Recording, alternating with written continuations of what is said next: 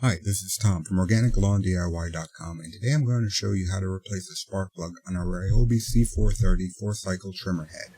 I'll be using an NGK CMR 7A, but I've also used the Champion RY4C in the past with good results.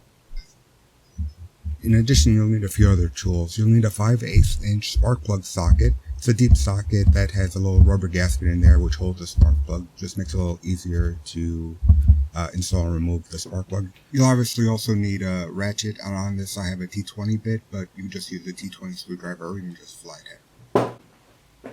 Removing the cover on the C430 trimmer is pretty simple. There's just one T20 Torx head screw on the back of the engine cover, and right here I'm using a ratchet with a Torx bit on it, but you could also just use a regular screwdriver. This is just what I had handy. And you can also use a flathead screwdriver here too, because there's a slot in the screw head.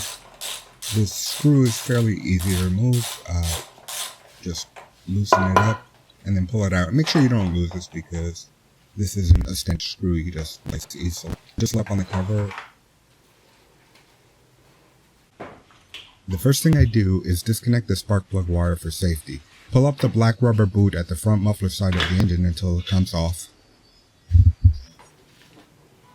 So now we're going to start by removing the old spark from the engine, and we're using the socket in our ratchet, and we just loosen it carefully until the old spark plug removes. It shouldn't be too tight in here. If you replace these every year, they should come out fairly easy. And this one, I think I actually might have missed it last year, but if we take a look here, you can see it's fairly caked up with carbon. So it definitely needs to be replaced. Now we can put in the new spark plug. You want to start the plug by hand so you don't strip the threads on the engine block.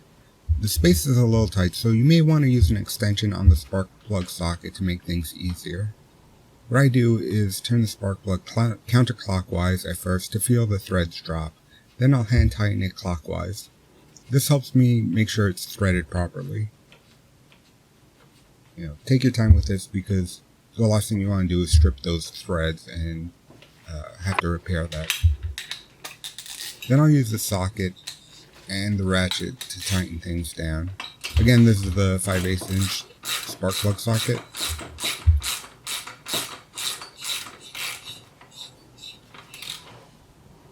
I haven't been able to find the torque specs for the spark plug. I just tighten it down until it essentially stops. You can see I'm not putting too much leverage on the ratchet.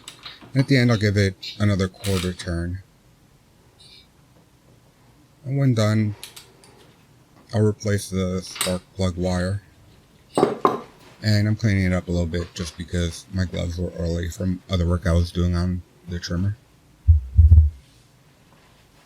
Before you put everything back together, you're going to want to test it just to make sure everything's running correctly before you put the cover back on, which I did but didn't record. Replacing the cover, we just do everything in reverse. There's a small tab on the green cover that fits into the slot in the starter housing, and that just slides right in, and the cover should sit cleanly on top of the motor housing. In the back, make sure that the green cover is behind the lower black part, and insert the screw in the little round area there where you took the screw out. And you can see there's a slotted portion of the screw. You can use just a regular flathead screwdriver here, which is a little difficult when you're trying to keep your hands out of the way at this angle. So I'm going to switch to a T20 bit on my ratchet to tighten it up. And you don't want to over tighten this, just get it snug.